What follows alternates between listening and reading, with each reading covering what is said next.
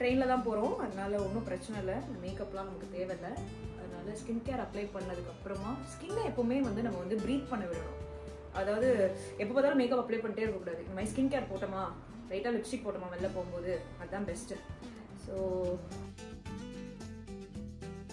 New shade போட்டதும் தெரியக்கூடாது, அந்த மாதிரி ஒரு ஷேட்.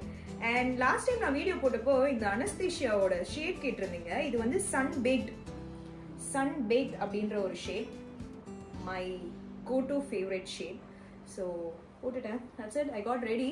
அண்ட் ட்ரெஸ்ஸுமே பார்த்தீங்கன்னா ரொம்ப கம்ஃபர்டபுளாக தான் வேர் பண்ணியிருக்கேன். என்னோட காஸ்டியூமே பார்த்தீங்கன்னா ஒரு மாதிரி ப்ளூ ஷர்ட் அண்ட் ஒன் அட போடா என்னால முடியலடா.